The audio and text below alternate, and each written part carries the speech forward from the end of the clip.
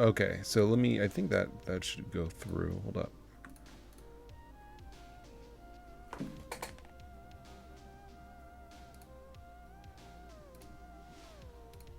Okay, so yeah, let's try this again. All right, so yes, stream. Yeah, fresh stream. So we're going to be working on just like engine stuff.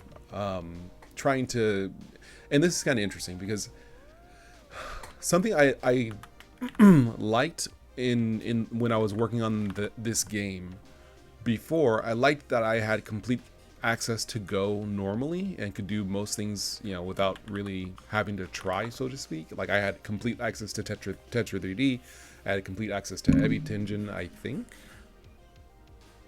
Yeah, I think so. But Tetra 3D wasn't really designed to be super user friendly as a game creation tool. It's designed to be very flexible and easy to use just as a framework. But like if I was going to make something more customer focused, or not customer focused, consumer focused, more, you know, usable for kind of the you know, anyone who's more unfamiliar with game development, I think I would maybe add more some simplicity, some simplifying like API stuff. So this is nice because basically I think WASM might be kind of like a nice intersection where it works well, it's compartmentalized and sanitized, where you can't really reach out to the host operating system unless, you know, the developer, me, makes that possible. It runs fast. It is easy to distribute. They're individual files, and it requires me to make glue code, which would require me to make a nice API. So rather than like having to change Tetra 3D to fit someone else's use case, the, you know, not my use case, but the use case of the person who's going to be making something off of the thing I make, I can instead make an API that kind of slots in the middle, which is what I'm working on. So yeah, that's the concept. It's interesting. It's working pretty well. I'm happy with the what I have so far. Deallocate would probably be better set to be destroy. Oops. Destroy, deallocate.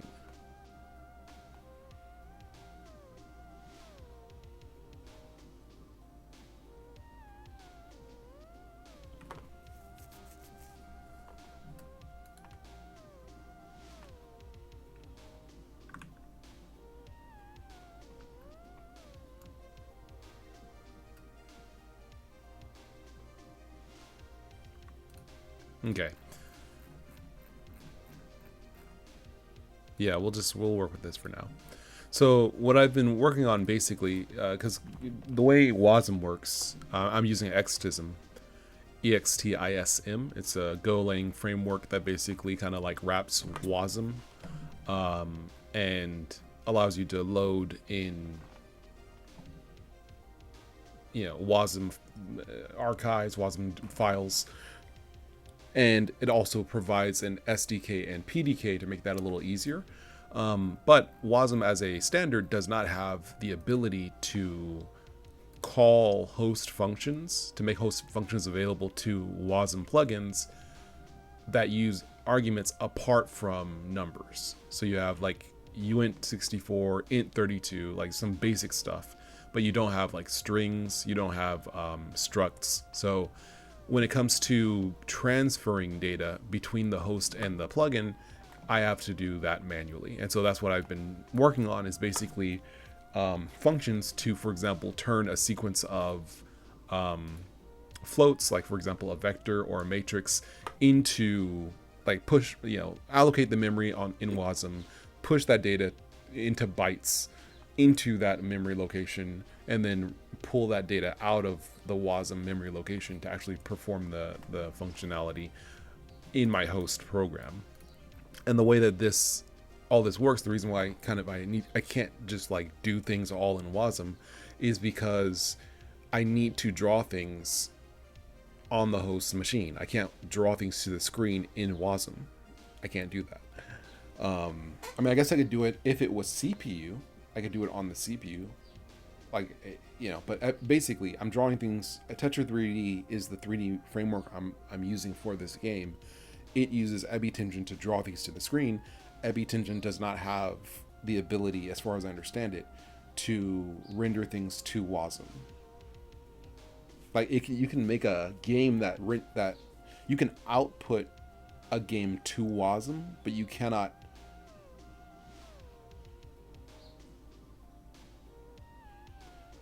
I guess you can output a game to like JavaScript, but I don't know if you can output a game to WASM with Ebitengine.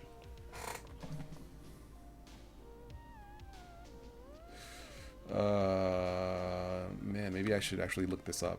Hold on, because this kind of could change. This could change things. Let me take a look. Because I'm thinking something that may not be the case.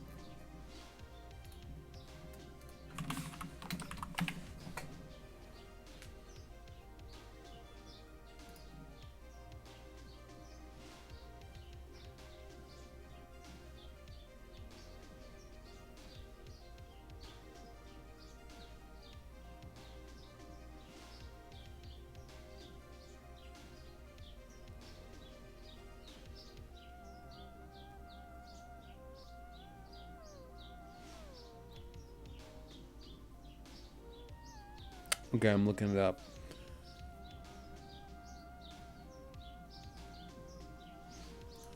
So you can compile.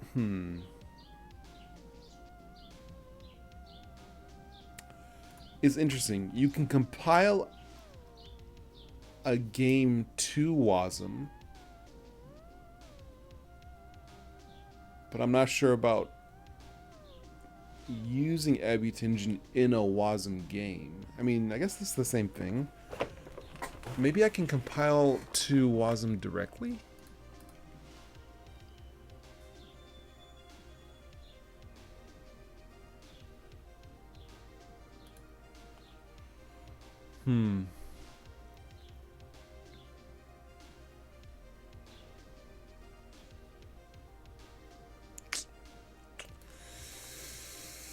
Okay.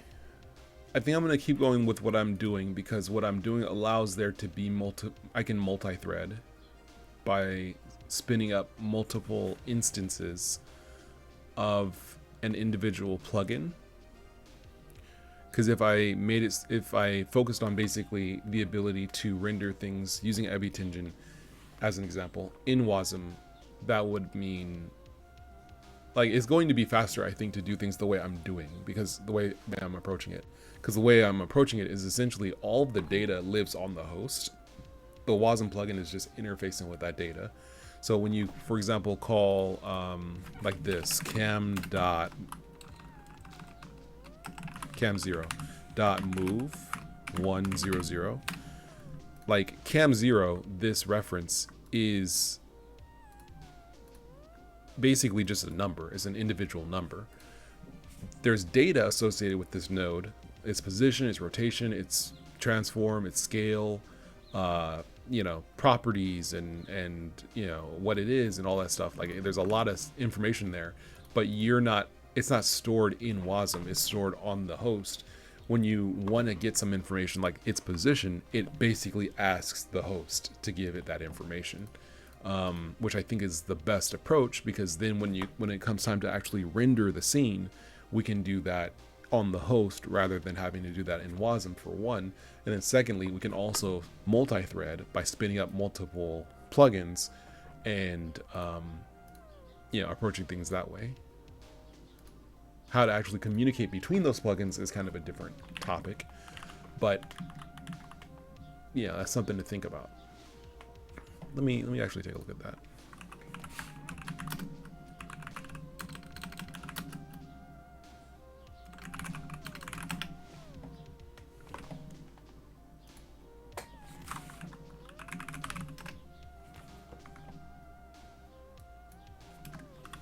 Okay, so let's see. If you need to create multiple instances of the same plugin, especially in concurrent scenarios, it's more efficient to compile the plugin once and then create instances from the compiled plugin. Yeah.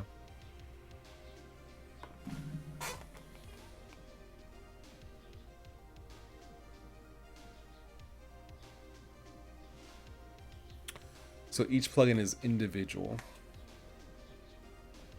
So what I'm thinking is I could maybe make it like, I'm thinking I could maybe make it like,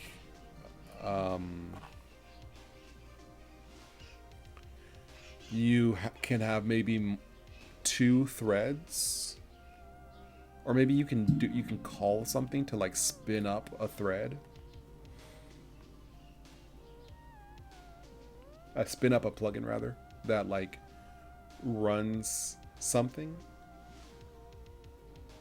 and then you can communicate some way.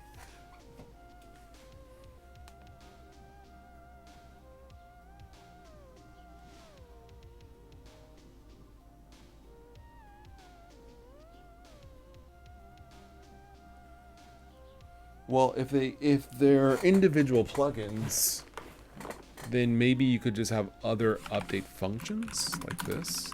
Oh, this is the game scene. Other functions like that, update 2, update 3, something like that. Or maybe like main thread ID. So you can maybe like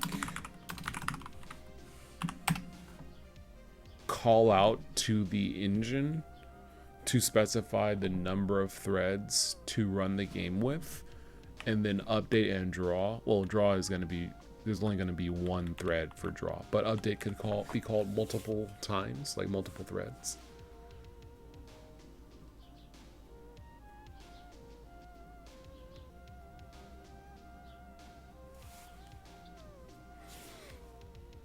The issue is with this is naturally you would think the state is shared between them, but it's not. So it would have to be some kind of like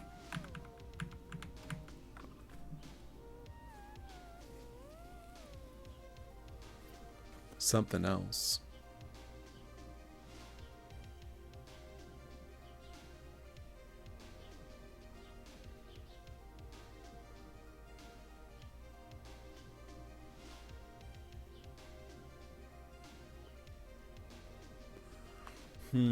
You cannot easily.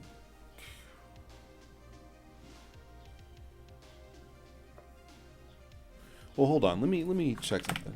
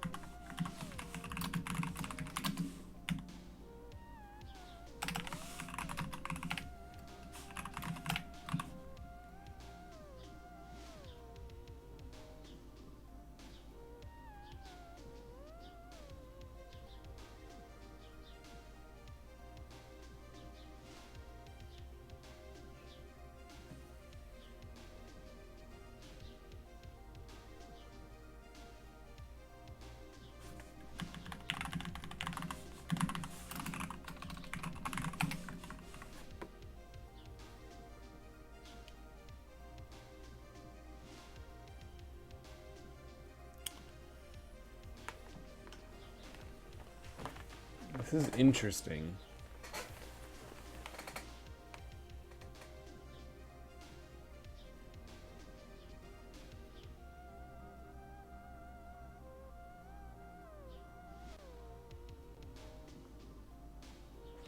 So there's a couple things I'm noticing. One is that sleeping does not do what it should do, right? Like, you do something like this, it should be, this update function is not called.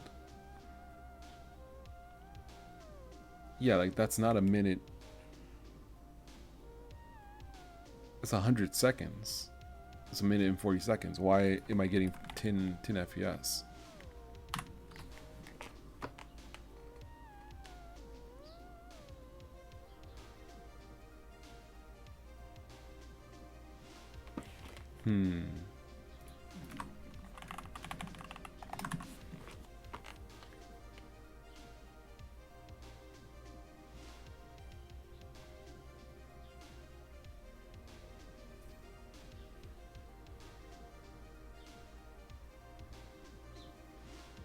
Again, like 1 FPS, waiting 2 hours and 46 minutes between frames. The numbers aren't adding up.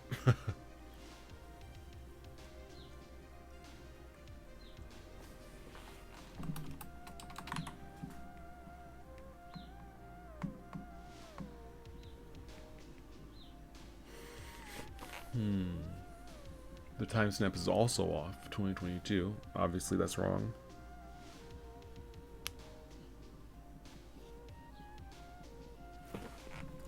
Let me take a look at GitHub about this.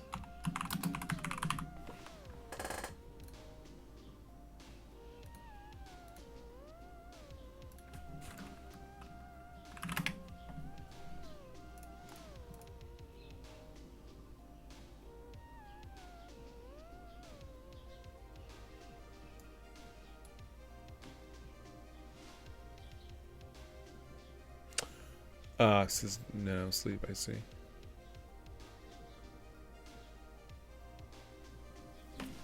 I see. Okay, so I guess the sleep is, well, let me see here. So let me go over to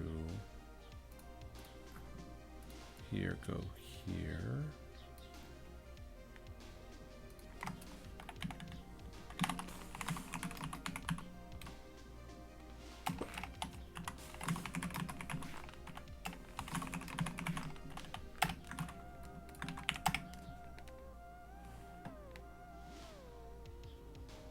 That's better. Time's correct.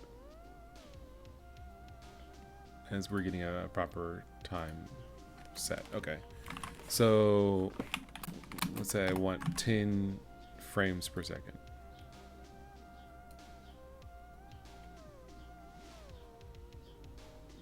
All right, pretty accurate. So now what I want to do is if I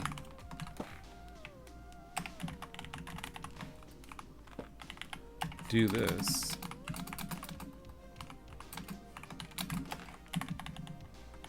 like this it doesn't actually become multi-threaded, right? Like this is gonna sleep for, well, is it gonna sleep at all? Kind of. So it does, there's times where it sleeps and the times where it doesn't. So let's try something else. Let's make a wait group.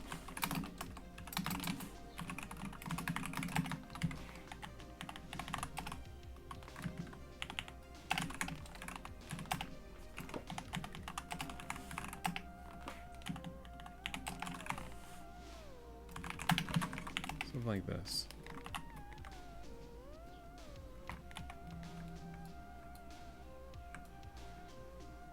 So now we're getting 10 FPS.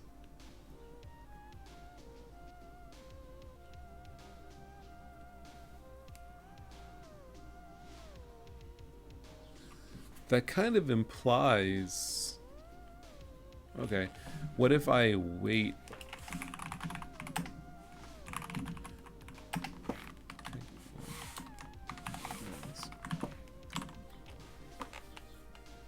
I guess what I'm trying to see is,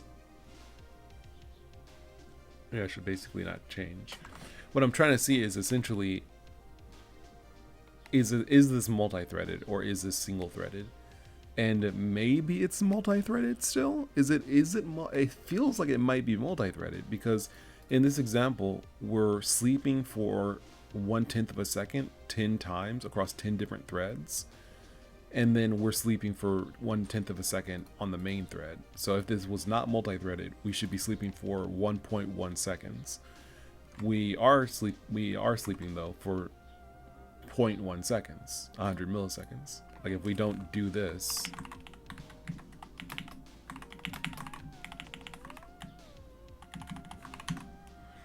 then we should be sleeping for 1.1 seconds.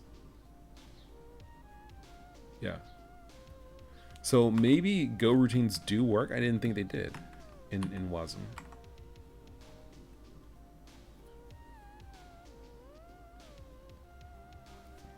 Apparently they do. Because we're sitting at 100 milliseconds.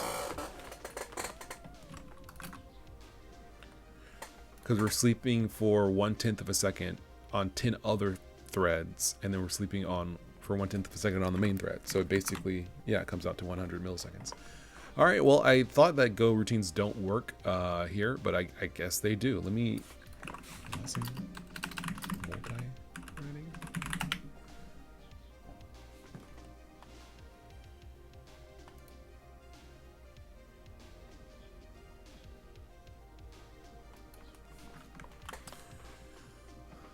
Let's see.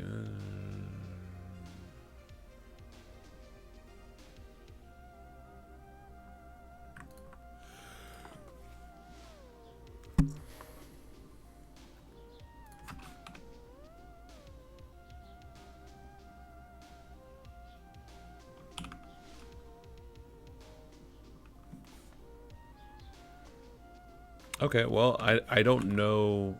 This is Rust.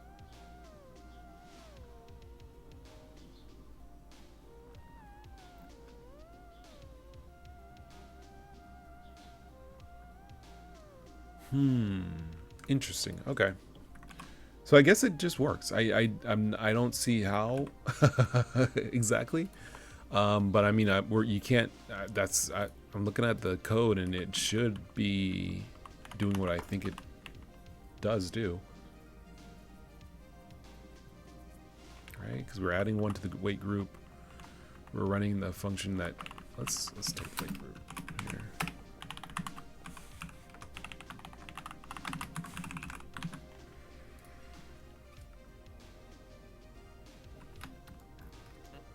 Oh, should it be like this?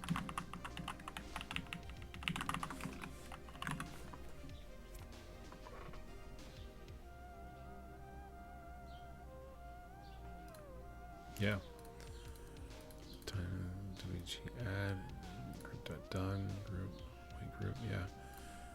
So now if I wait like this, then this should surpass this. Yeah, now it's 200 milliseconds. If I do this, it should go back to 100 milliseconds. All right. I guess Go routines work. All right. That's fine. That's great. Fantastic. So then I don't have to really worry about it. It would seem. All right. Well then, yeah. Let's keep it pushing.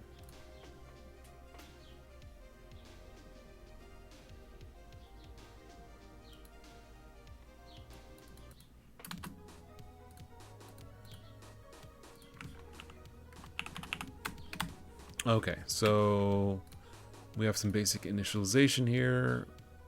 This is the updating for the game. Okay, update.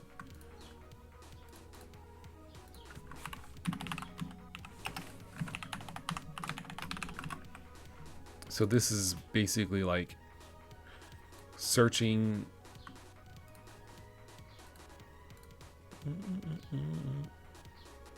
Yeah, searching for all nodes underneath a root node by a certain type. So we have one camera here.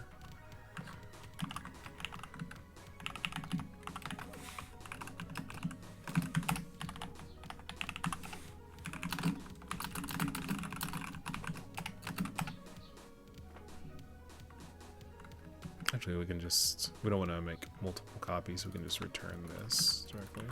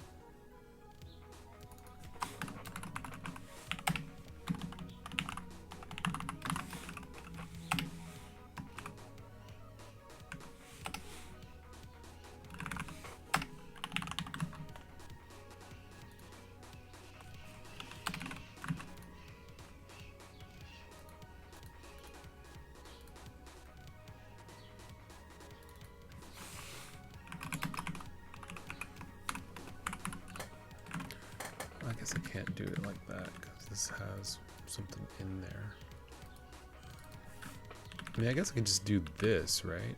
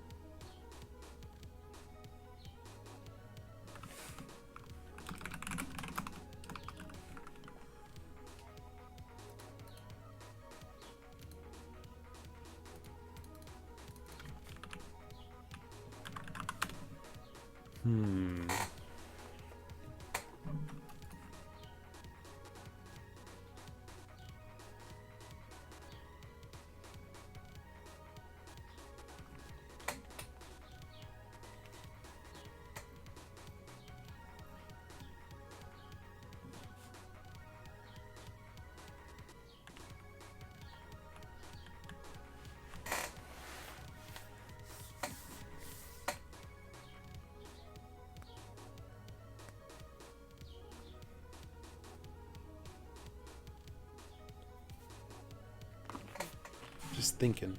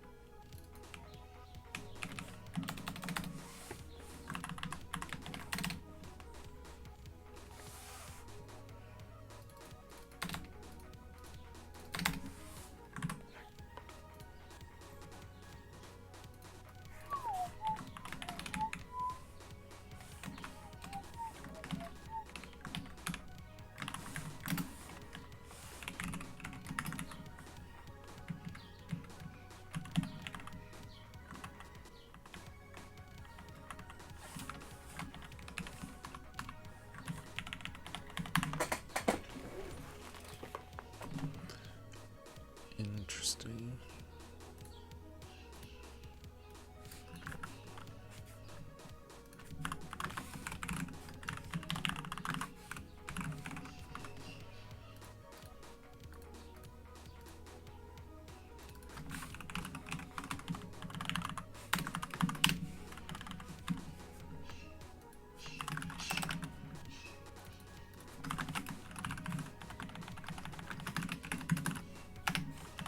Can I do this? Can I just...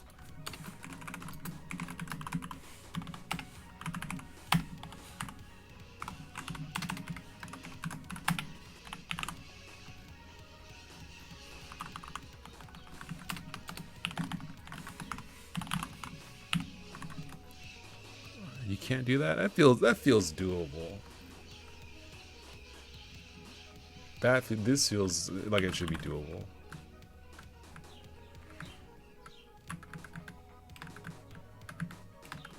Just trying to be a little cheeky.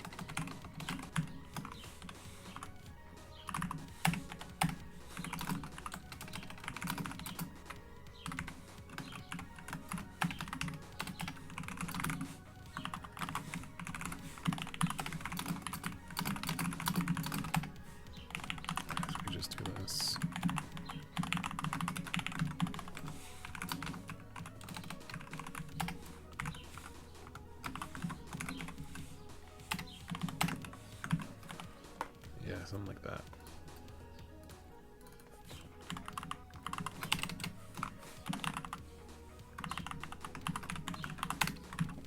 Let's see if this works.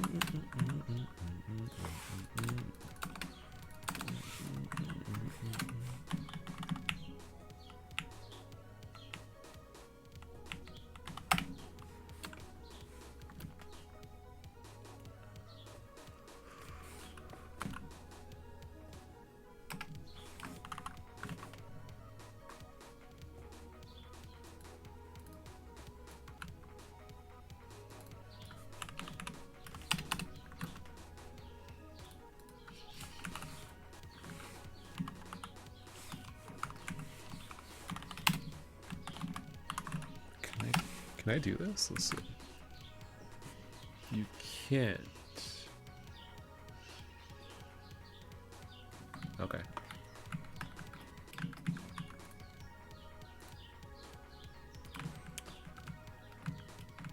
You can't, huh? This just makes a...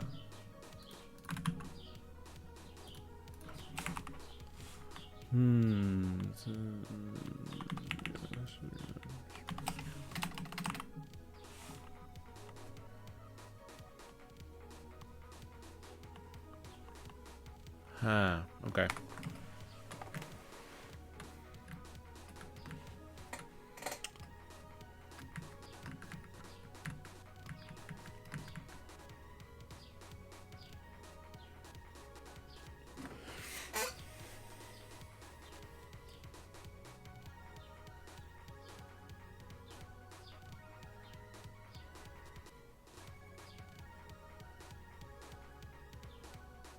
Okay.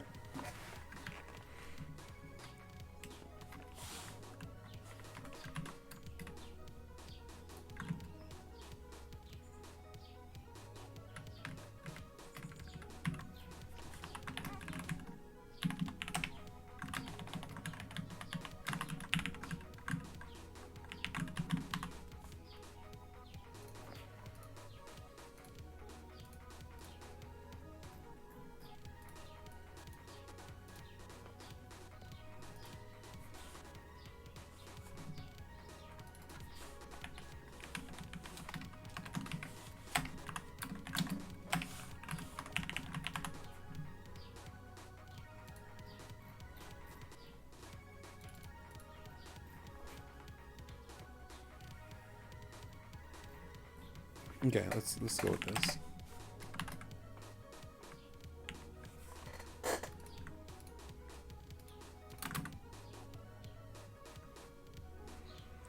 Oh, okay, yeah, you can't return a node like that.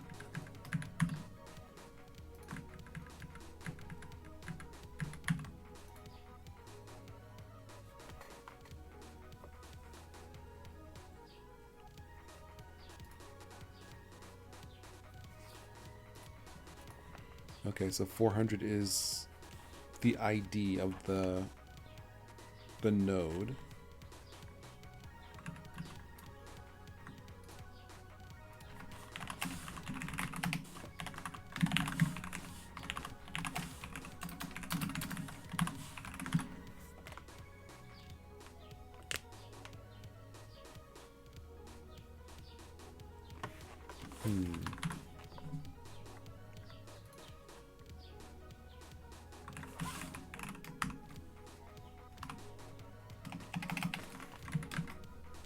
Really?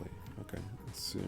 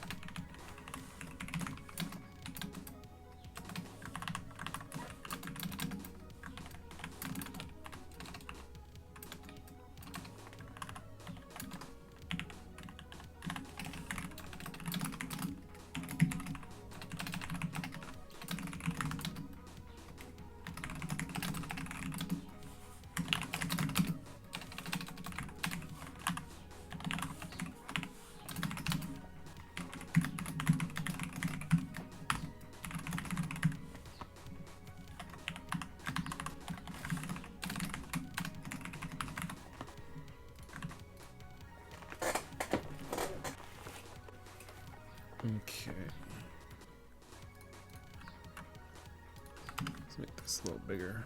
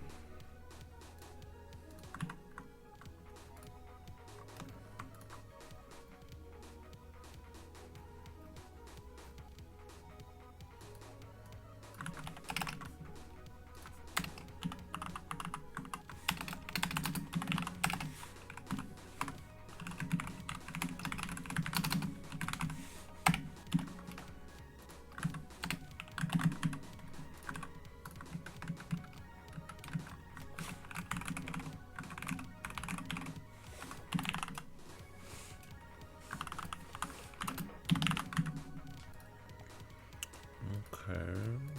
Pointer. Cool.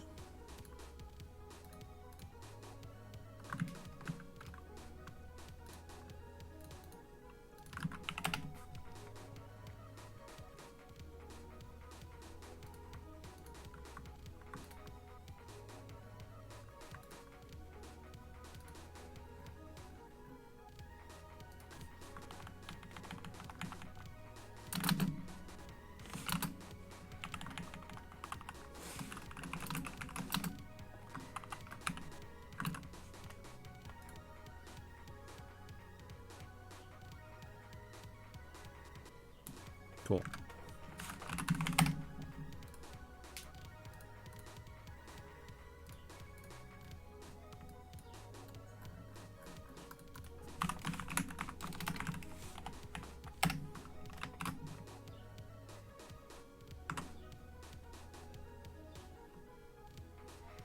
Very cool. Okay.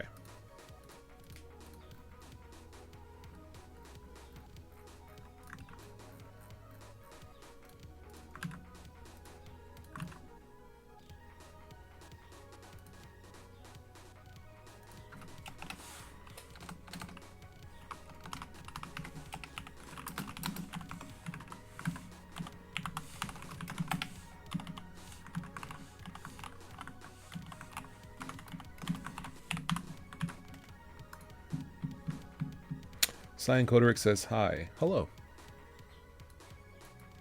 All right, we're getting something. We're getting somewhere. We got a white square on screen. A white screen. What this is this. But the textures aren't loading. So it looks like it's just a white screen. But really, this is this scene. So in order for this to load, we need to load the texture first. We should be able to do that pretty simply. We can just go, or we will be able to do that pretty simply. Let me see.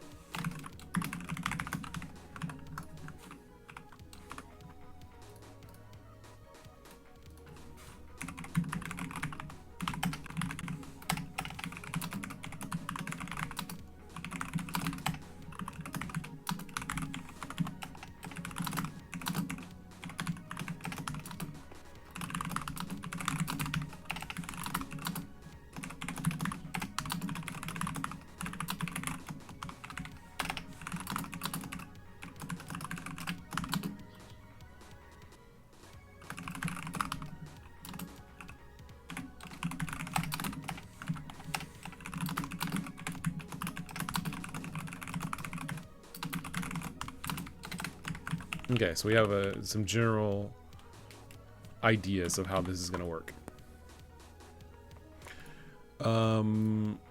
We can go to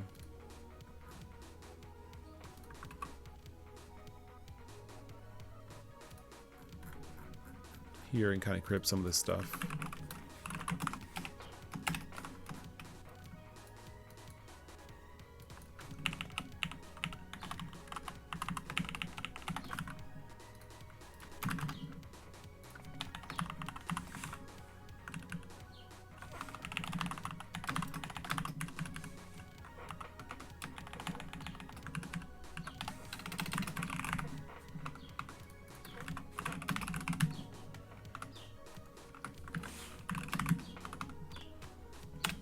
Okay.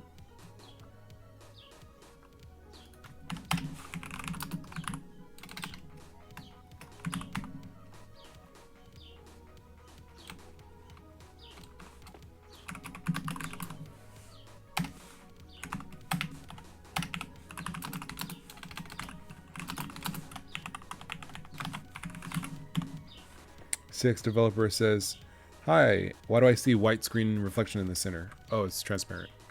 This is the game, but it's behind the screen."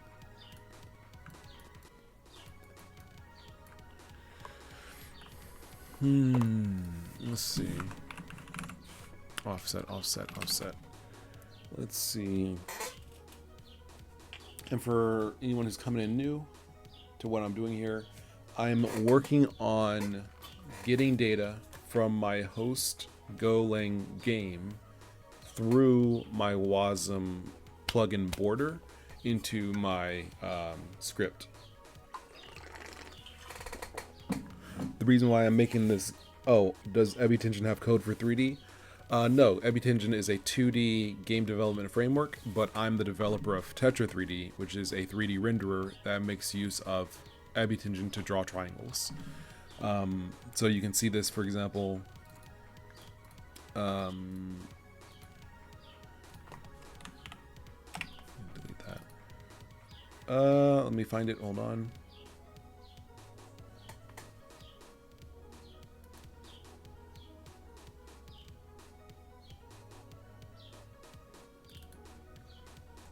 I think this is an accurate version of the game. Let me see.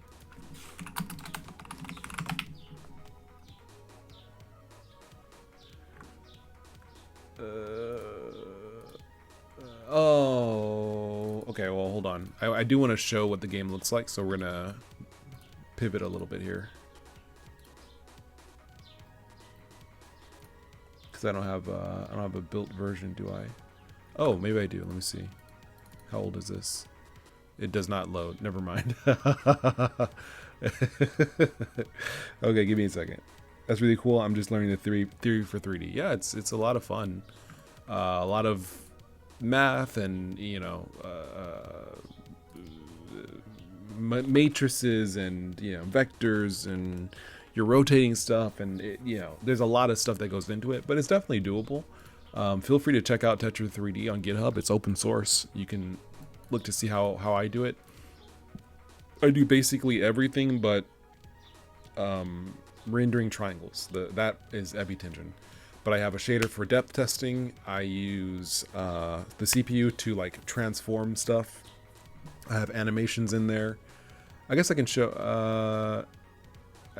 yeah, maybe I can't show the game itself, but I can show Tetra 3D a little bit. So I guess I can do that to kind of give you an idea.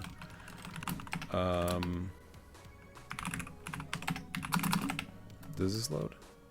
No. Let's see here. This is also important. I thought I fixed this, but maybe I didn't.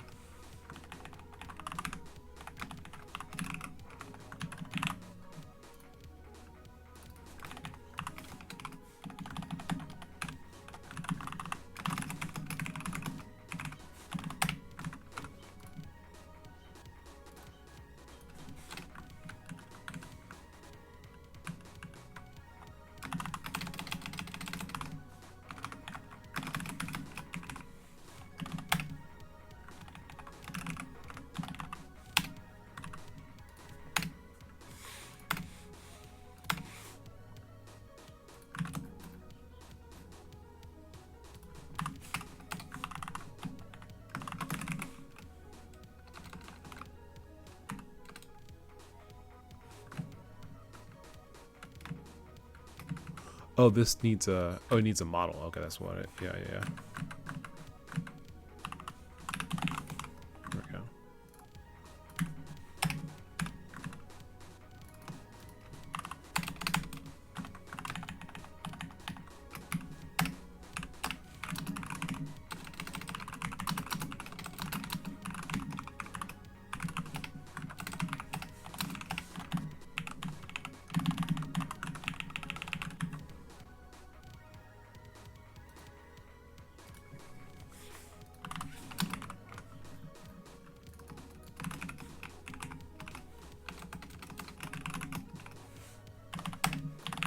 Okay, this should work.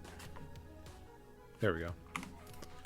Yeah, so this is basically like a PlayStation 1-esque 3D renderer, built using Ebitengine for rendering the 3D triangles, or rendering triangles in 3D. This little demo is called the light volume demo, where basically it's like imitating static light maps using something like voxels, not really voxels, using just positions in space, points, I guess you could say. So yeah, it's pretty good, pretty convincing, I think.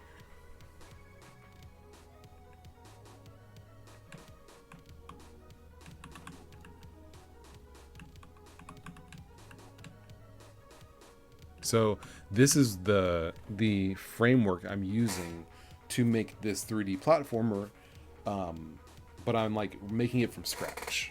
I'm kind of like starting over because it needs to be. I want it to be performant enough for people to like do, you know, a lot of stuff with it.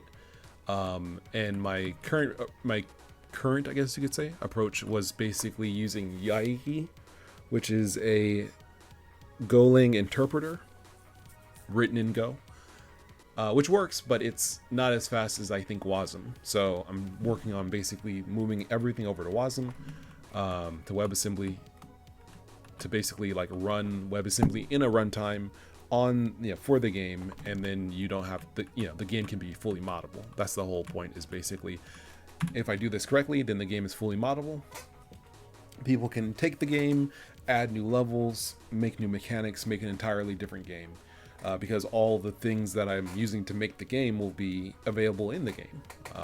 You know, it's not going to be like, oh, you can mod it, a character, or change the mesh only, change the models, but you can also like write the game entirely from scratch because the game is wholly available to you, and then you just have to like recompile. But yeah, this is Tetra 3D, so it's a cool engine. Please feel free to check it out. I'm like working on it a lot. So I'm working on it a lot, but the last, what's the word? The last like commit, the last commit on the GitHub for it is like multiple months old. It's been a while, so it's not super up to date, but I'm going to push an update soon. For now, this is yeah, what I'm working with. So it's very PlayStation 1 coded, vertex lighting, some simple you know, simple animations and stuff like that. It's got some like extra sauce, like that light volume system. It's got some stuff that I don't know if the PS1 could have done, but yeah, it looks solid. It looks very of its time. It looks like it's, you know, it looks like a game made in 1997. So I'm happy with this. I'm working on it, and it's going well. So, but over here, we're basically like making an API to interface with Tetra 3D. So we want to get the name of a material that involves getting the offset. We pass the mat ID, so then we pk.find memory offset at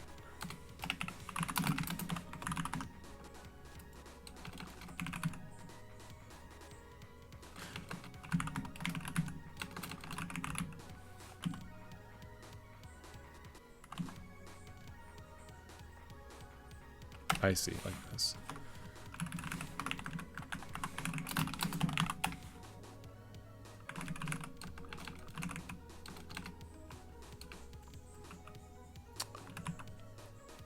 know what? I think I'm gonna adjust, make this.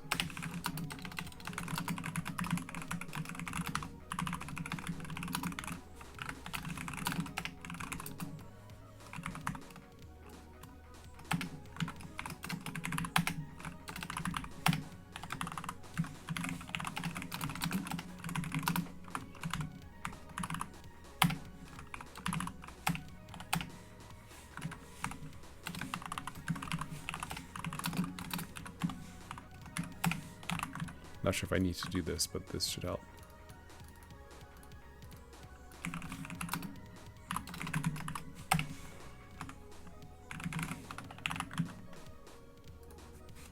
Cool. Okay, so we get we have the name, we can get and set the name.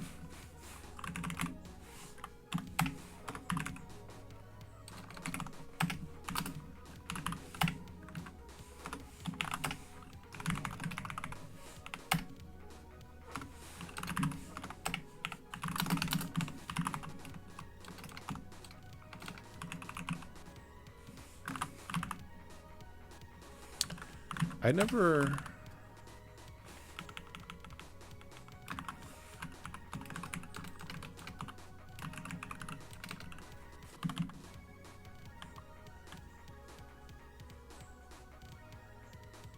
I see, so you can do like that.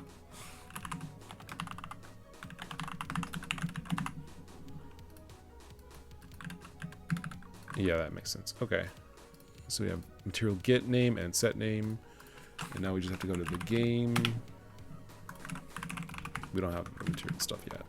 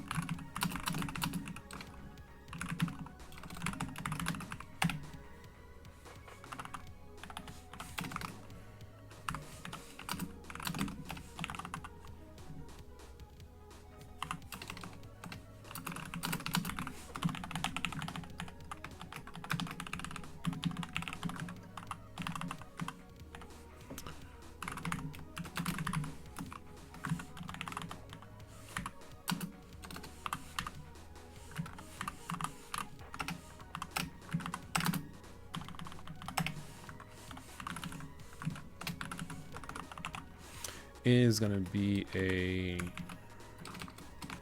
I32, right? I guess you can say resource index. Out is going to be a pointer. And then set name is similar. Oh, it's not a node. What am I doing?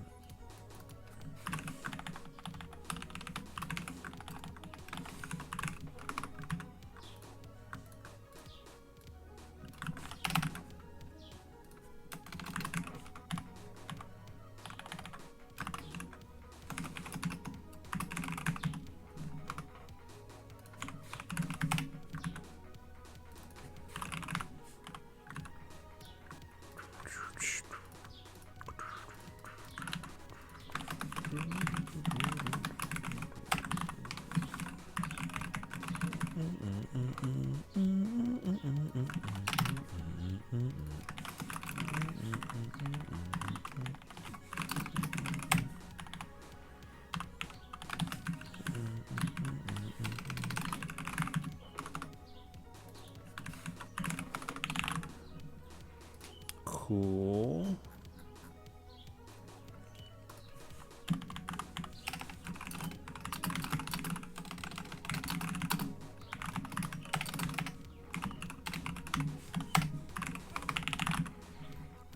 Cool. Okay, let's see.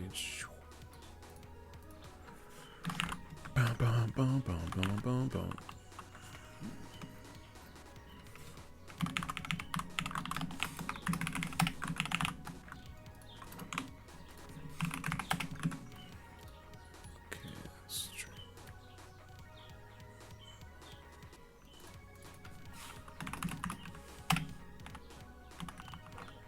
material. Set the name. The name is going to be found in stack.in string 1.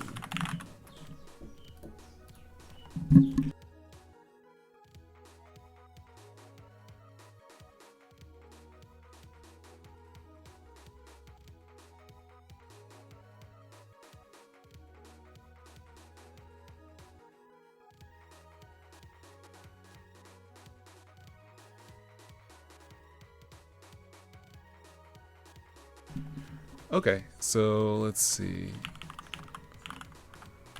All right, so now we're getting the name, we're setting the name. We can just do the same thing for textures.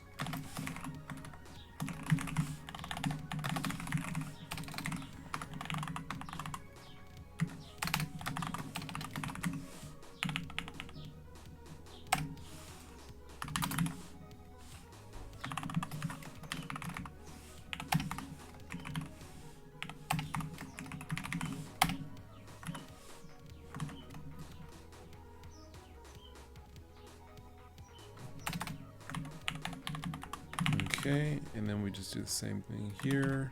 This should be mat. What am I doing with node? Set texture. Okay, so mat is stack.in material index. Okay, mat out.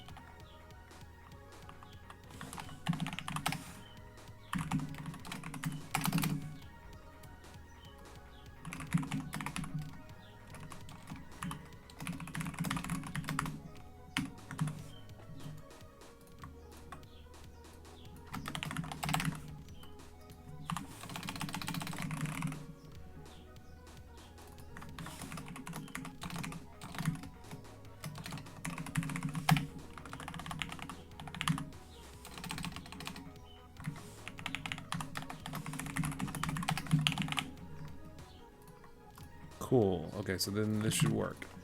All right, so now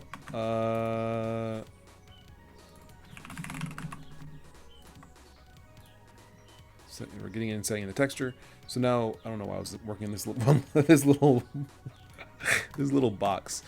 So now the whole point of this is basically to just allow us to easily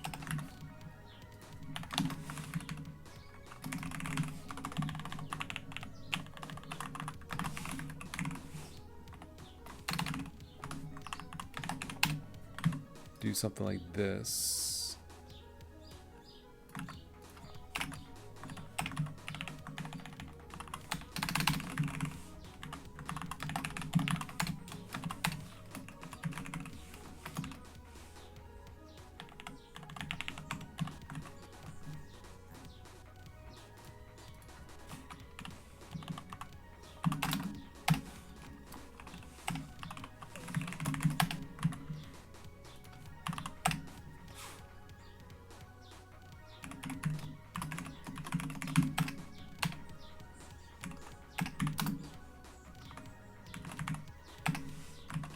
Cool. So this should work.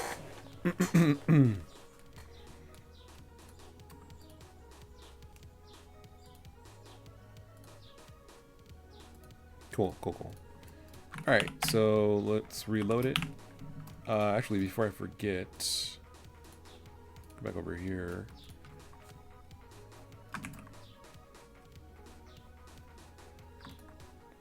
I want to say.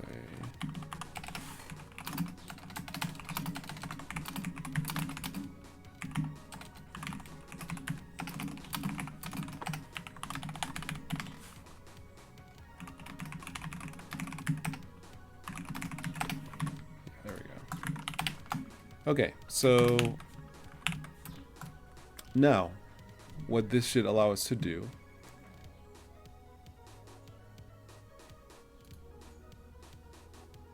well, actually, before we do that, we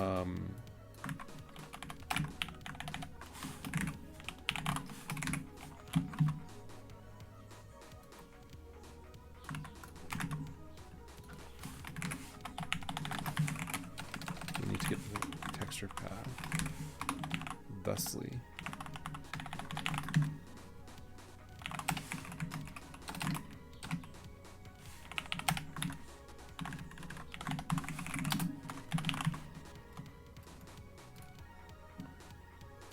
Cool. Okay, so now what we want to do is we want to go to here. Copy this.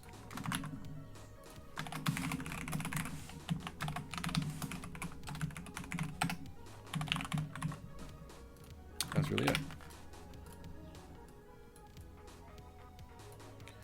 Okay, so now we can, I think, go here. Just have to implement that.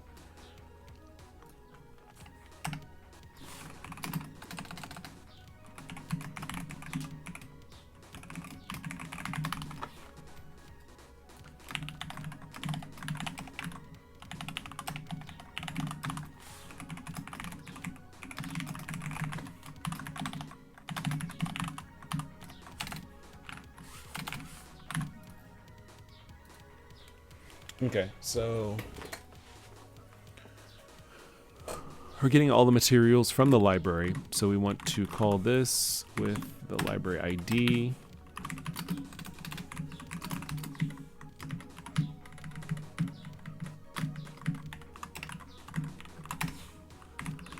And then we want to read memory UN32s.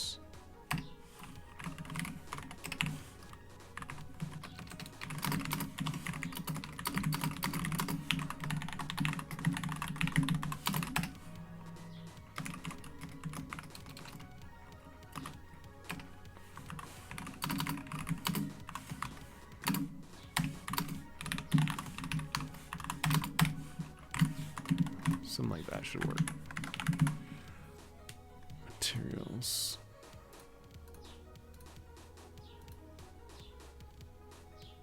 Cool. We have to go to game.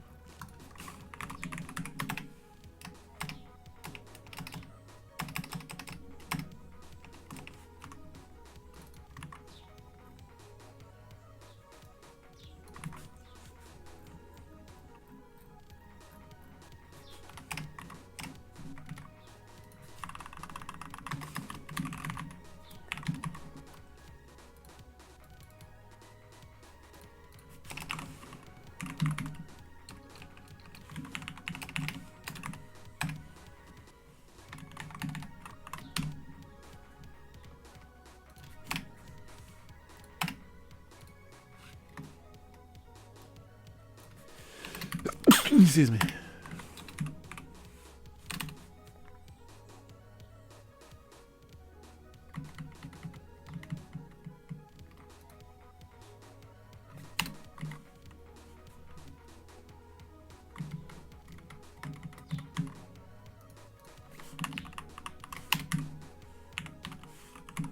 Bruh, can I get some autocomplete, dude? I'd appreciate it.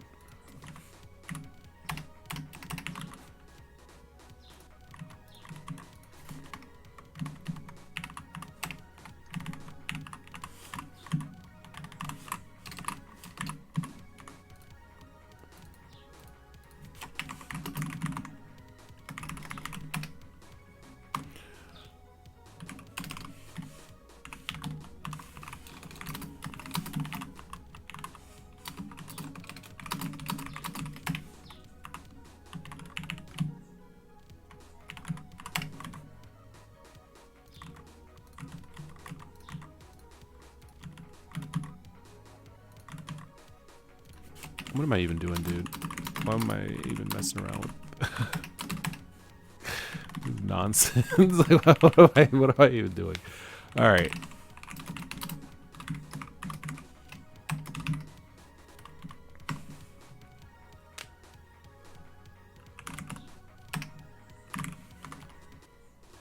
I guess that's already in a slice.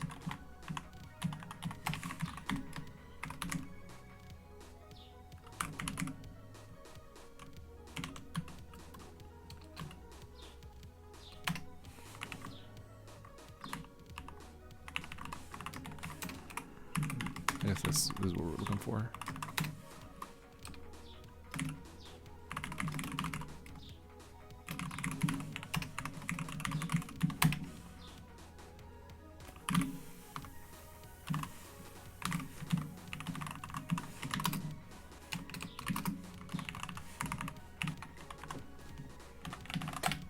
Okay, so this is the idea.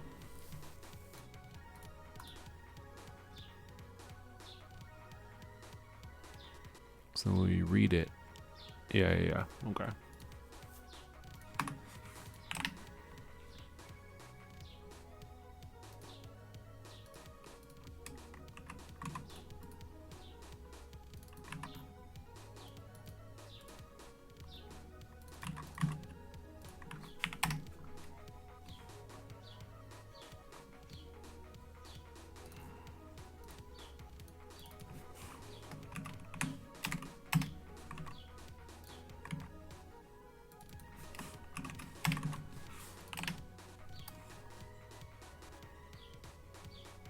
Shouldn't this, yeah. The library and, oh no, it's the library.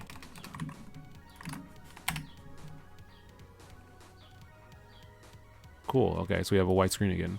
So now when we go over here, we should be able to,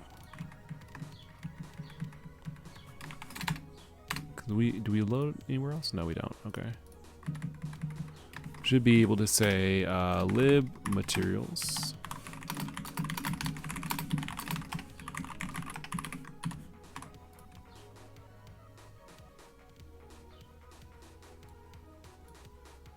Okay, so we have 3 materials. Let's see if we can make them print out a little bit more interestingly than just like that.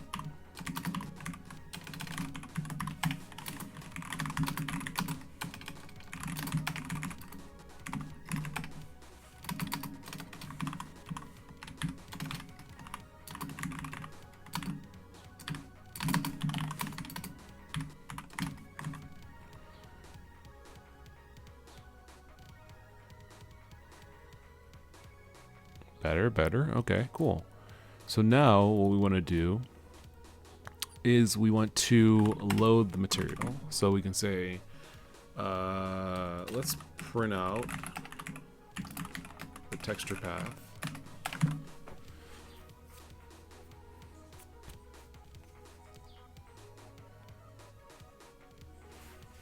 Texture path is blank.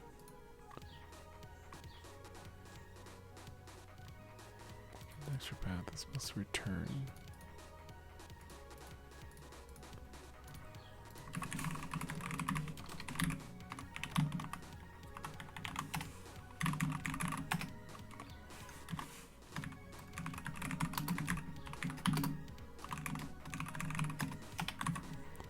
Let's see, is it actually working correctly or is it not working correctly? It is.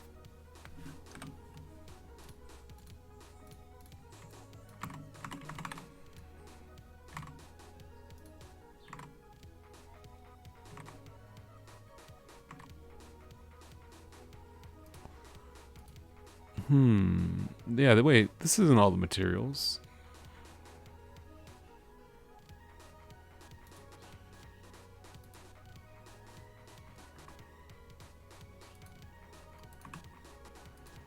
Library get materials.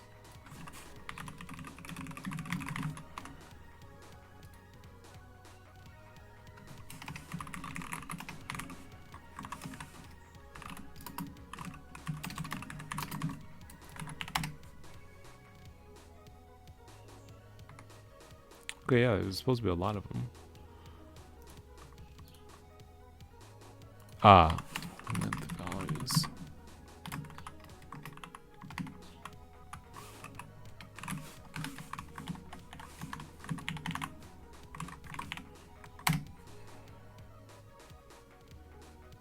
There we go.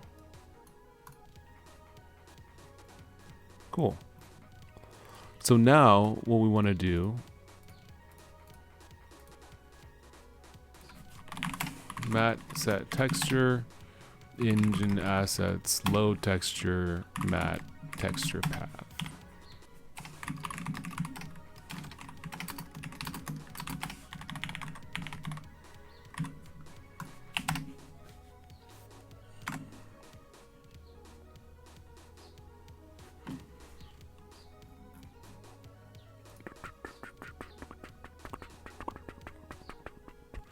Set texture, let's see, it's supposed to be 2 UN32s. Is that what we have here? It must not be. because we're getting this message, signature mismatch. So let's take a look here.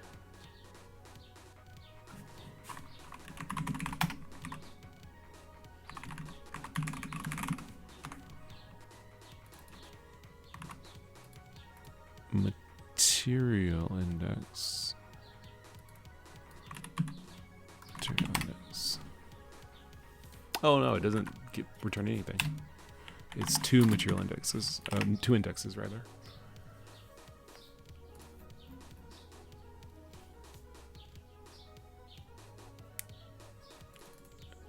I see. So it couldn't load the texture. So what we want to do then is go back over here, and we just need to append the texture path because it's relative to our base.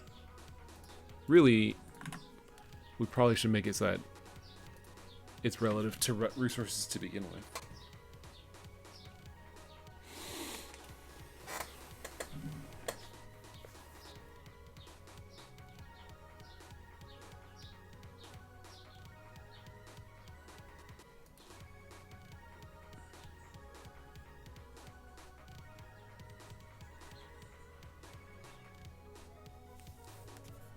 Well, we'll see. We'll see about that. Let's just go with this for now.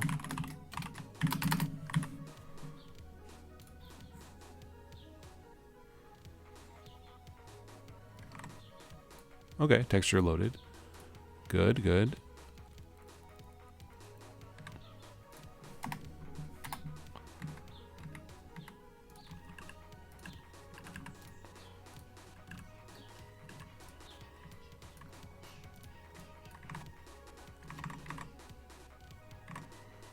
Let's see. Let's see if this is working.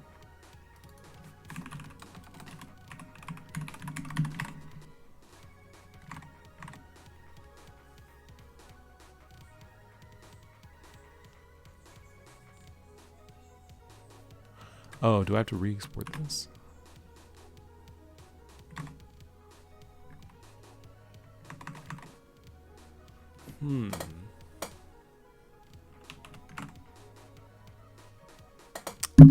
Oops. Let's go back to Skybox.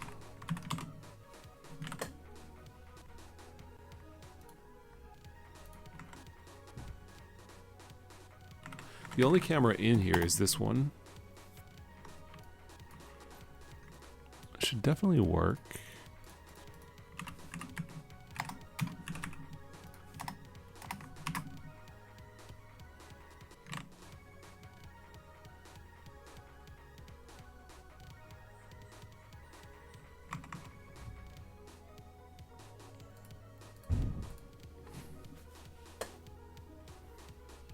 Oh, it might be this draw function. 0011. Yeah. It should be -1, -1.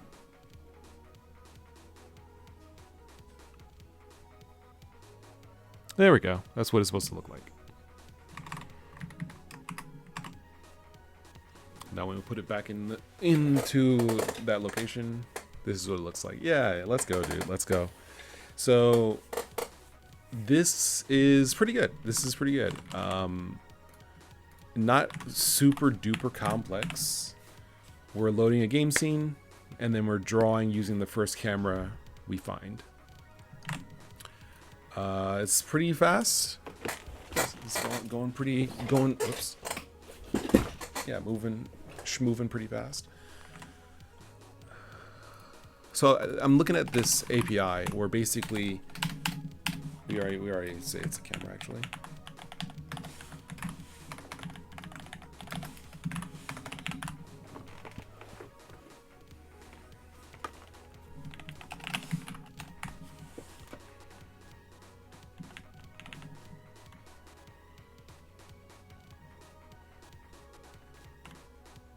We already excuse me. we already have a lot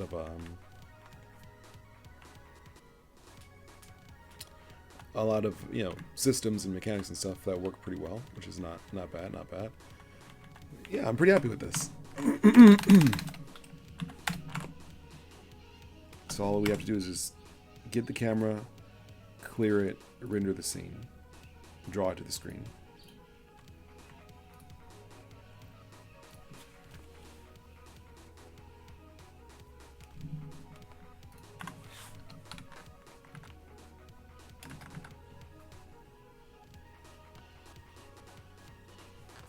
You know what? Let's do something a little bit better. Because I'm thinking about this. This is just, there's room for, well, let's do something simple. Let's simplify it.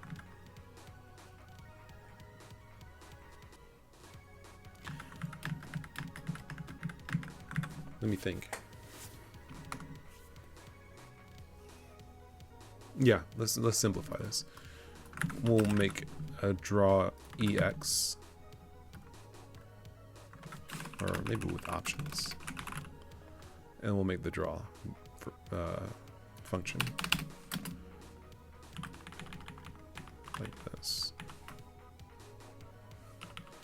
Well, let me think.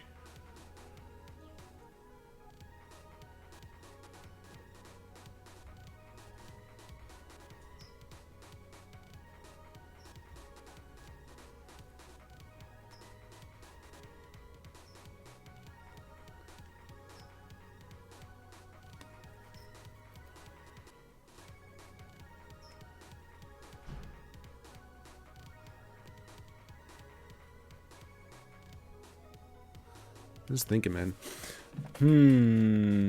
See, what I'm trying to do is come up with some sensible defaults, because I'm thinking, like, what if you have a 2D game and you're just drawing a 2D sprite on a 2D, you know, in a 2D world. So you draw it at 16:16, it's 16 by 16. You draw it at 16 by 16:16, and it is 16 by 16. You want to be able to say X and Y are 16:16, W and H are 16:16. There you go, right? Like, you don't want to have to deal with, like,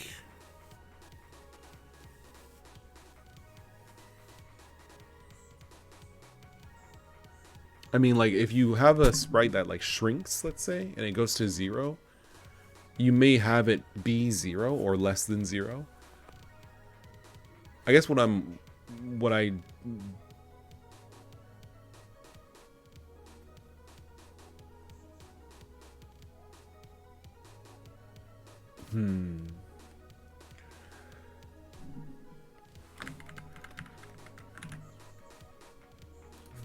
maybe we could do something like this.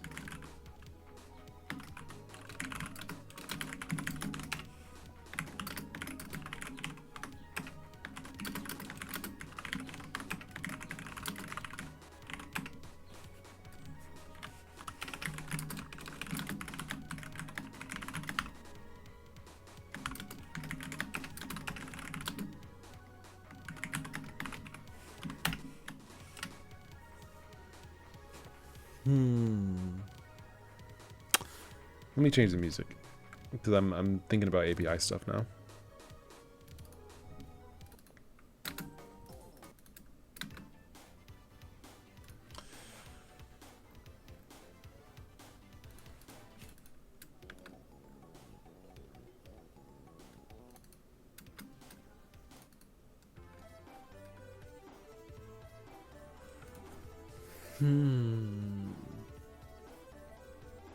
Like, this would be easy. Well, no, the same concept applies.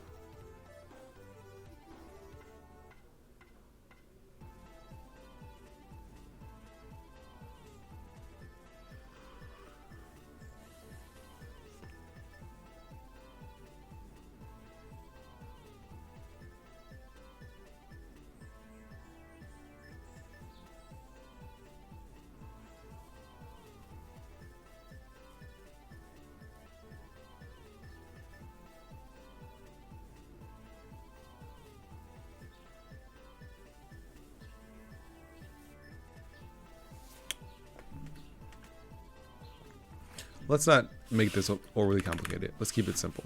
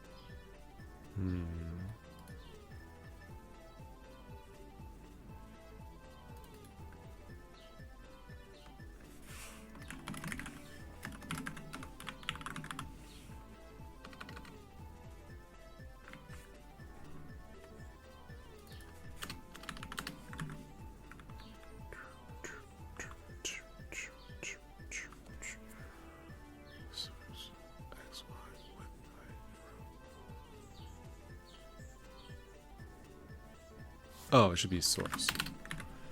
Something like this could work. Just make it simpler. I mean, but that's what options are supposed to be for, right? Like an option struct. You can make an option struct that holds the data you want it to hold. But if you don't fill out the stuff you don't need to fill out, then it's no big deal. But the issue with that is if an option isn't filled out, what's the difference between it being 0 and it being not filled out, basically?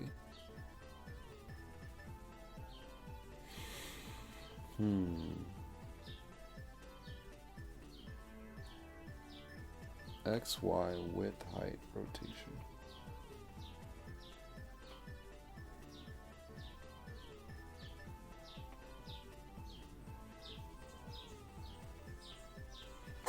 We have Go. Let's make use of Go.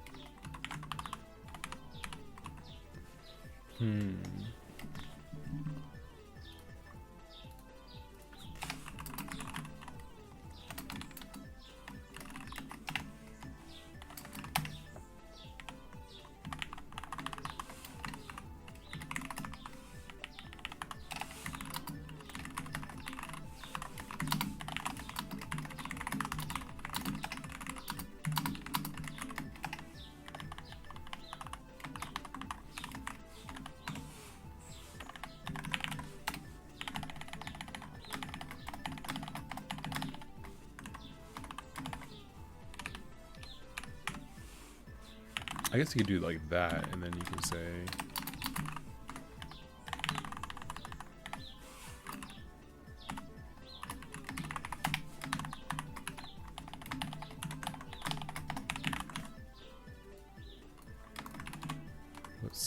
because now you can just do nil to basically just draw it on the screen, much like Ebitengine does. Sensible default. That's fine, I guess. So now we go back to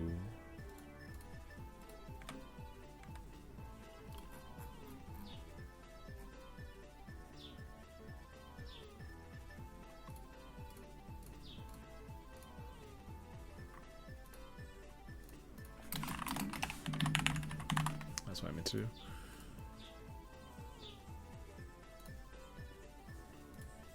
Okay, now we can go to game.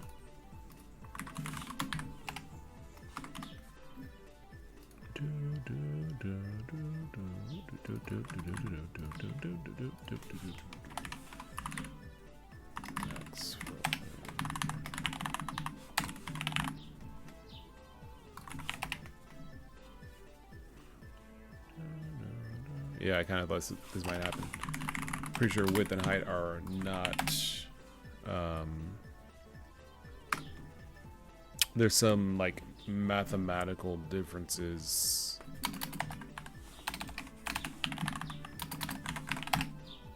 I guess actually it should be +1.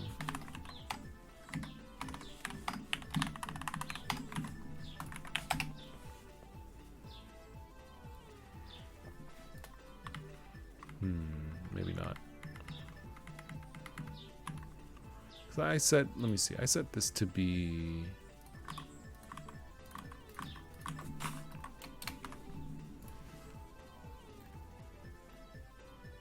yeah, math max float 32. Okay.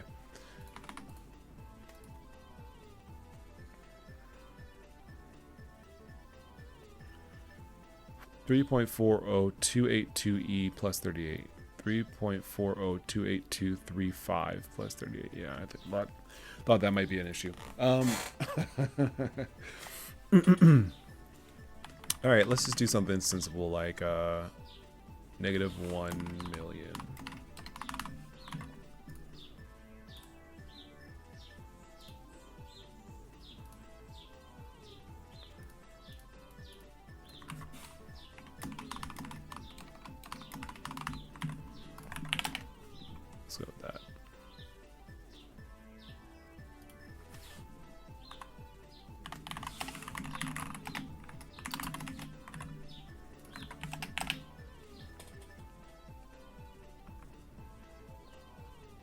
It is great. Oh, greater than or equal to.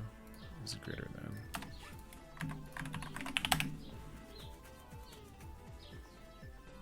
Okay, cool. So we have some nice defaults. All right, this is what we were working for. This is what it's all about.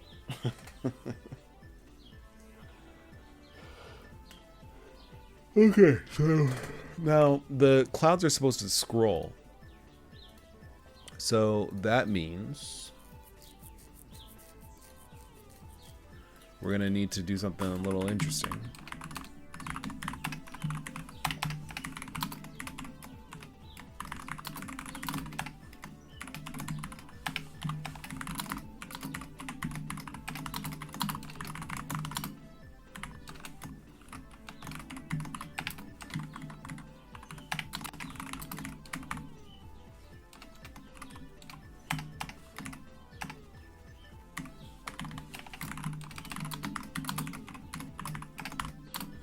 Okay, so not the only difference, but like models have meshes, models have color.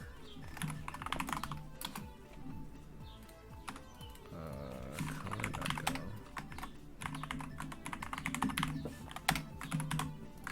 We'll just do like that.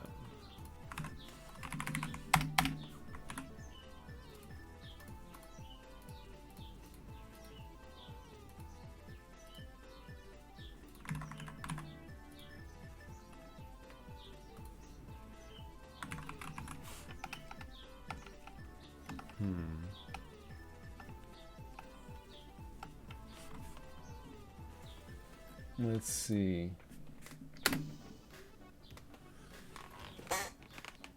We use ease, huh?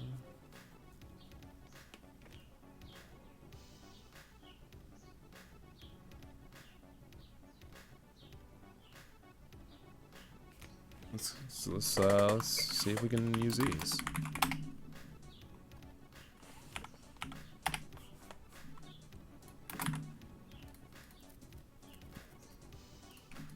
Okay, so it does build. So we do have color. Do we have color 3? We do have color 3. And we also have color curve.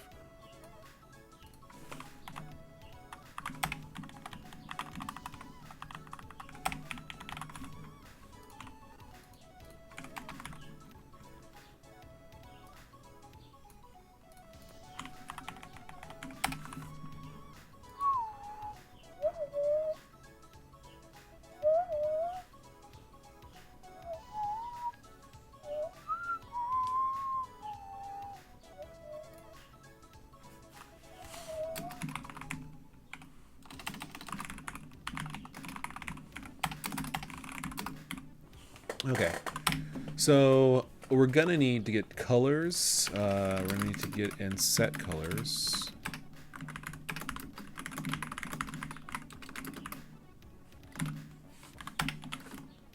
We're gonna need to get and set visibility.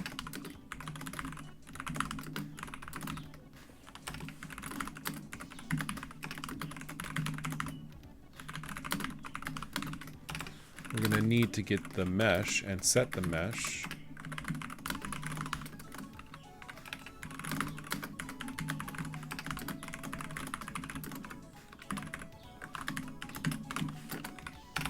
What else?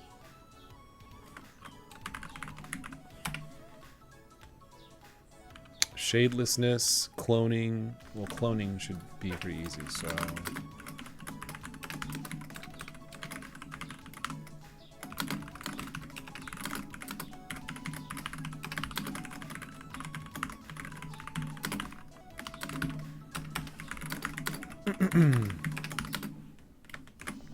What else? Static merging. Yeah, that's not that important right now. Process vertices. Dimensions. Dimensions could be useful. Yeah, dimensions will be useful.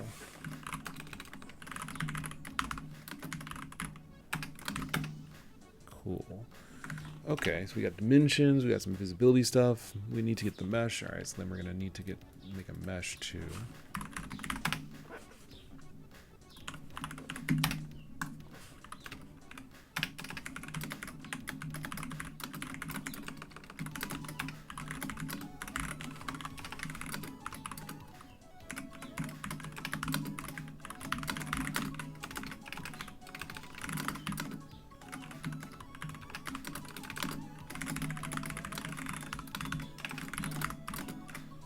Now, like the real point behind this, I guess you could say, the big thing will be being able to manipulate the vertices of the mesh in some appreciable way.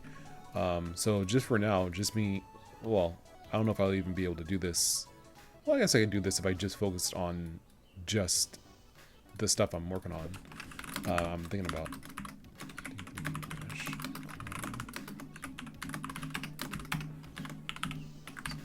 That. So yeah, I'm gonna basically, I guess, just focus on scroll UVs.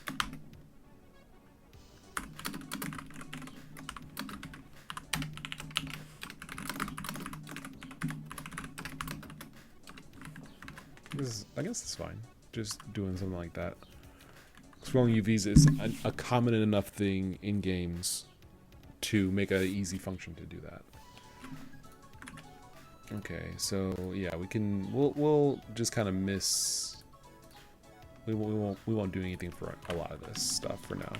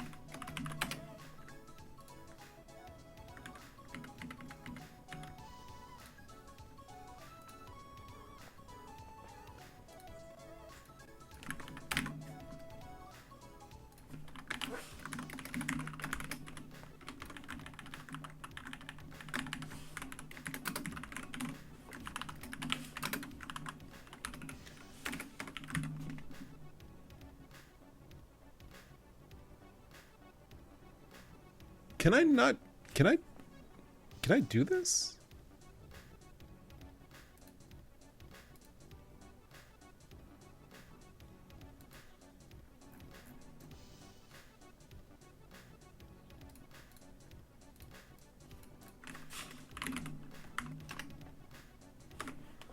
Did I?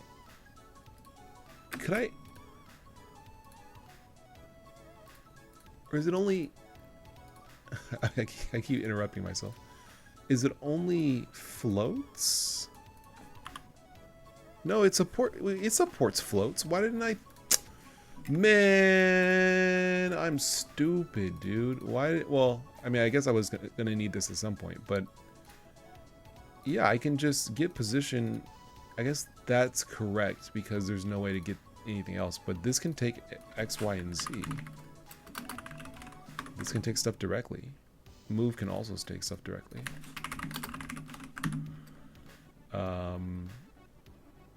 Yeah, set scale. And we'll rotate as well.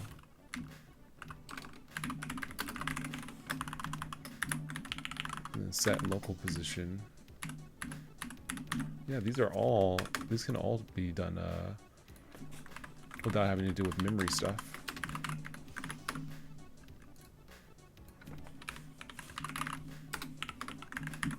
I still would need the tools I wrote, but like I don't have to use them here.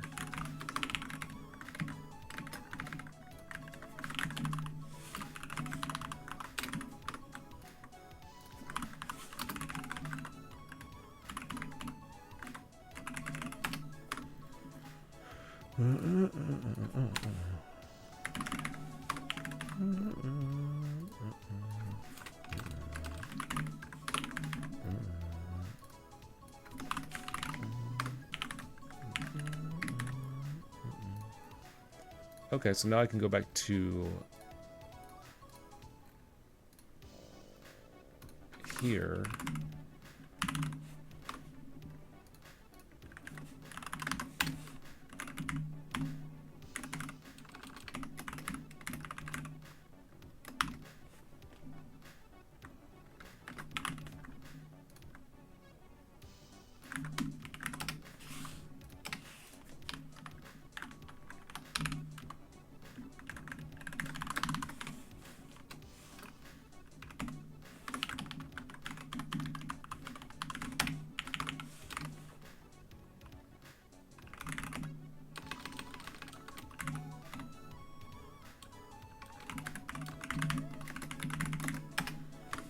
Completely forgot, dude.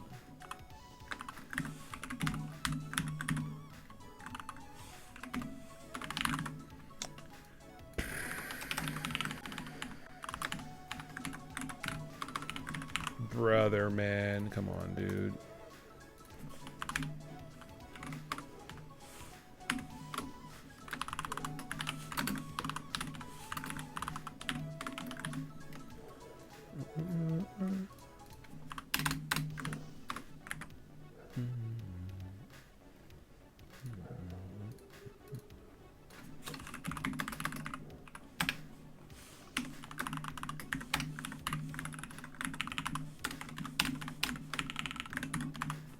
Bruh, dude, come on, man.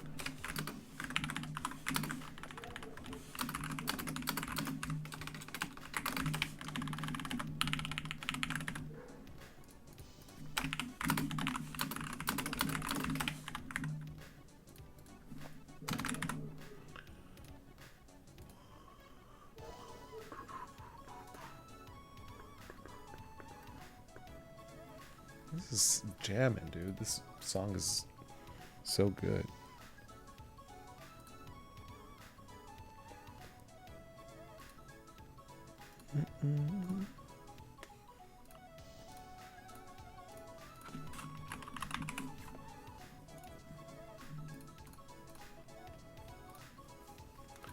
Okay, so camera clear, camera clear.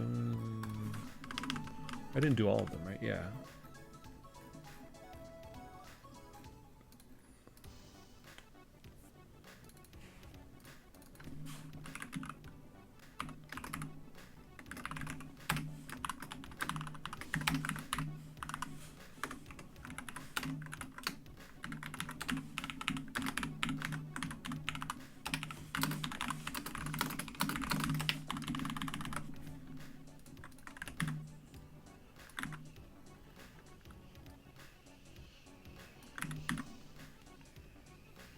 Because I don't think this supports multiple return types for Golang. I think Go and WASM, like, it only supports one return value. Otherwise, I wouldn't have needed to do some of this stuff. But I do need to do some of it. Let me see, because this doesn't work, right? You can't do like that. Well, this will probably be fine, but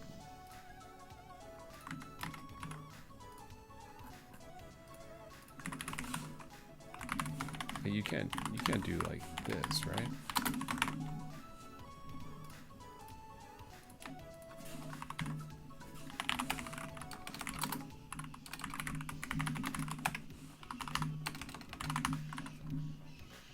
Yeah, to me, return value, it doesn't support that. Okay, so we do need to do that. We do need to go back to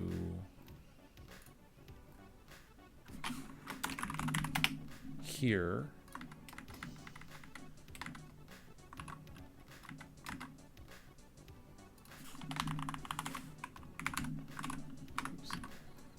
Set local, get local, set world, get world.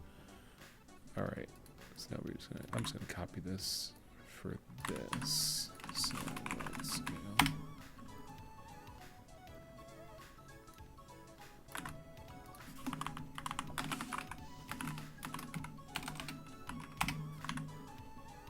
Okay, and then move is this. Rotate is that. Okay, cool. I think that's all of them. All right, so then get name set name, get texture set texture. Okay, cool. Now let's go back to what we were doing. So material, we can set the texture. Texture, okay, model. That's right, model. So we want to be able to get and set the mesh.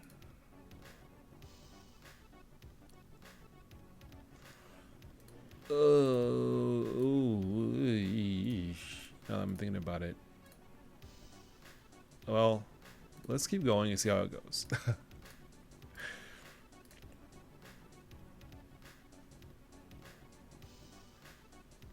Well, we don't need to make another model because the node is already set. Yeah. Okay, so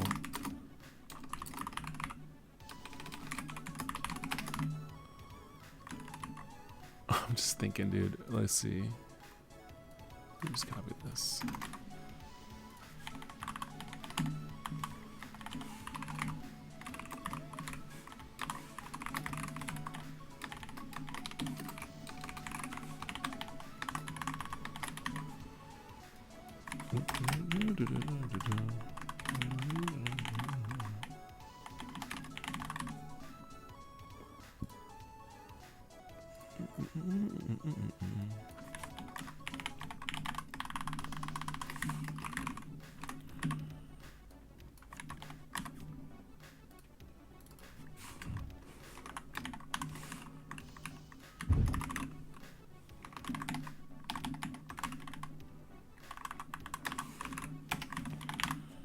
This is the concept.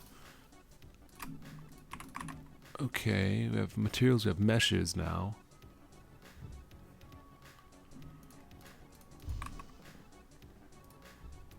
Get mesh, set mesh. Actually, I guess we don't need to. Well, this is a way to do it, yeah.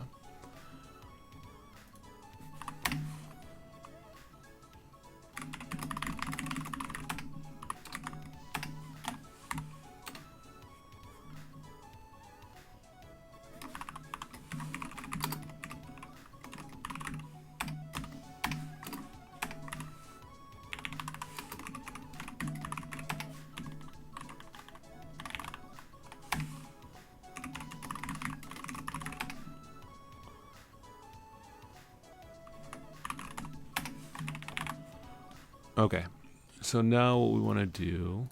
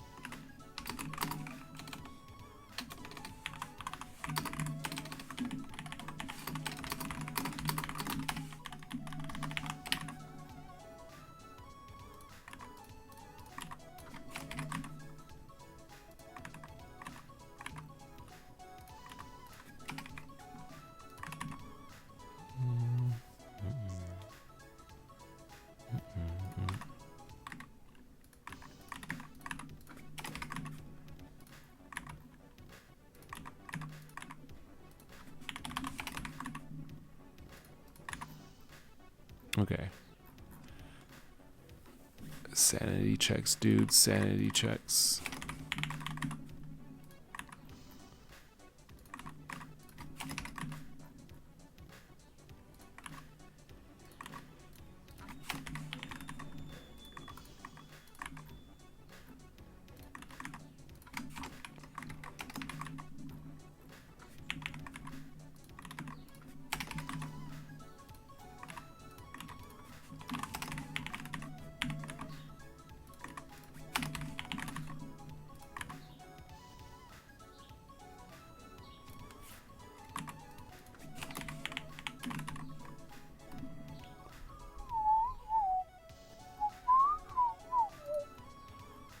Okay, I think we're kind of there. I think we're kind of there. Got to redo some of those functions, but okay.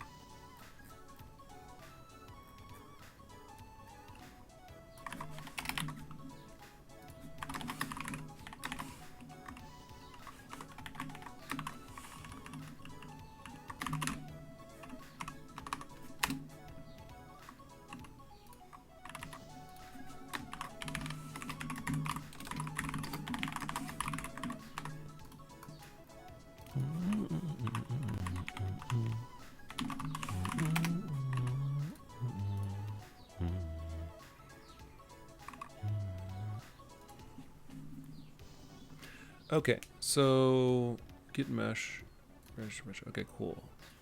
And then set mesh. Be like this, model. Okay, model.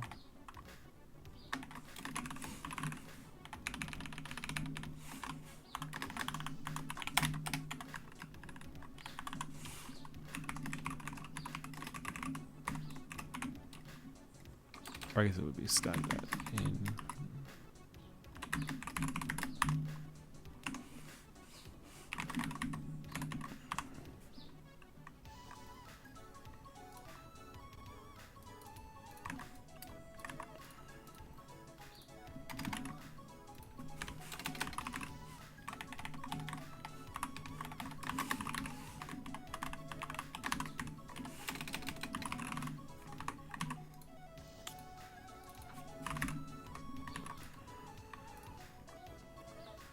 All right.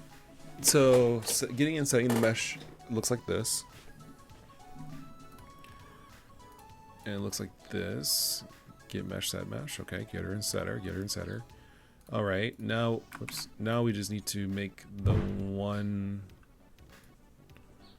well, a few more functions for meshes.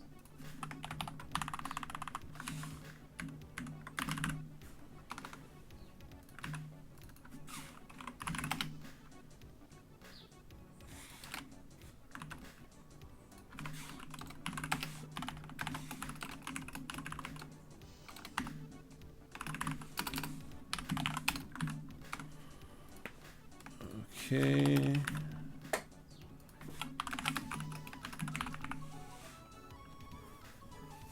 Did I say UV scroll for mesh? Scroll UVs. Okay.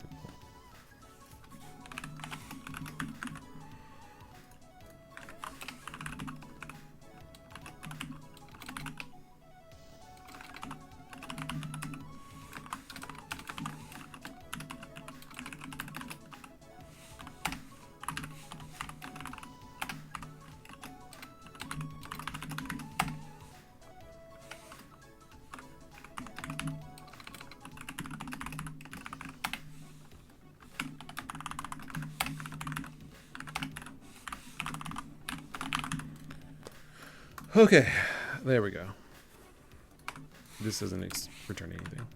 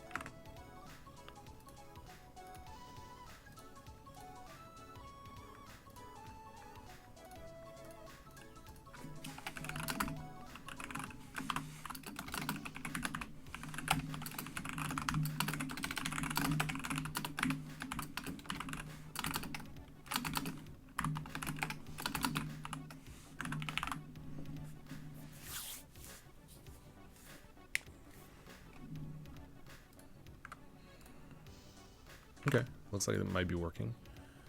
So we're getting the name. We probably can set it. We can try that.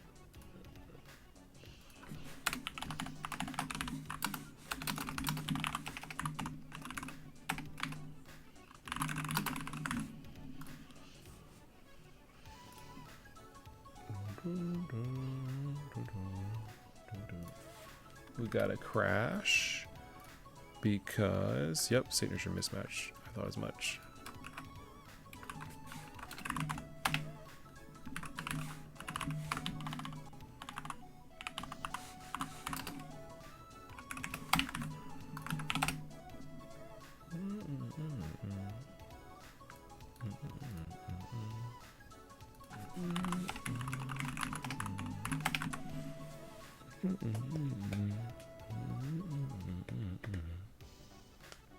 Cool. Okay, so the name is being altered. So now what we want to do is try this, where we say like, oh, scroll it, you know, scroll the UVs. Let's see if it works.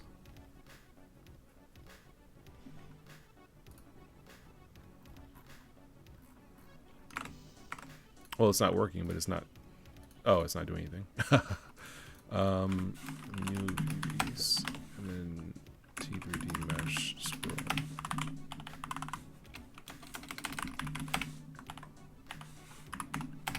UV.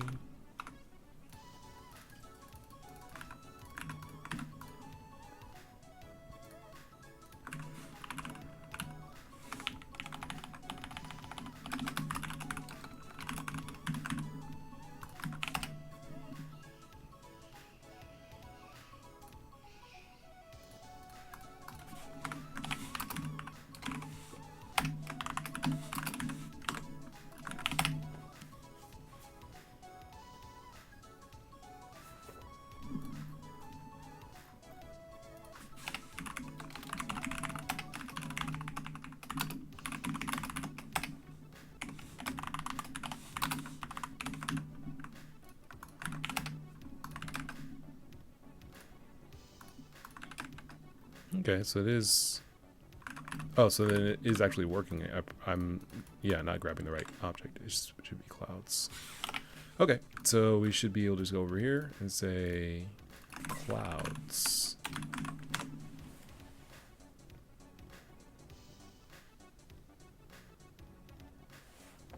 It's working. I'm sorry, that's actually probably seizure inducing. I apologize. Better, but still too fast.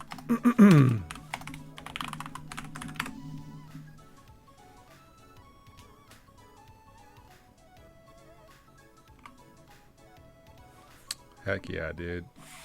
Heck yeah.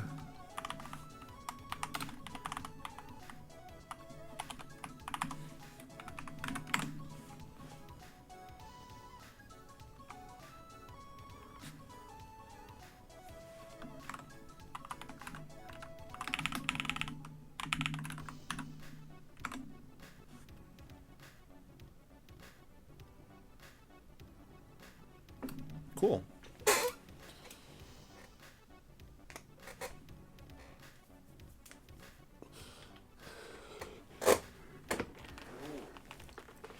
That's what we're looking for. And this is what it looks like. We load the scene, or we load the library rather. We load the scene. Well, we load the library and the scene. We loop through the materials to load textures because the textures are not loaded by default because I want them to be loaded externally because when I edit the textures, you know, I don't want to have to re-export blend the blend file. So it's like, okay, the textures are not packed into the GLB file. They're external. So we need to manually load them. And then once we do that, we just update it and grab the clouds, move the UVs of the mesh, and then we just draw the scene. That's pretty good. That's not bad. Let's see what our game actual game looks like. Should look pretty accurate now. yeah, that's pretty much what the game is gonna look like. Very cool. So we're getting some we're getting some making some progress. Whew.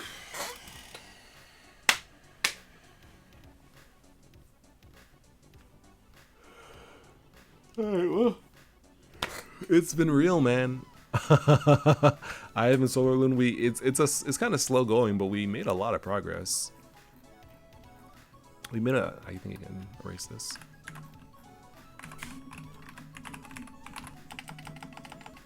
I haven't implemented those actually. I haven't implemented these rotations. Yeah.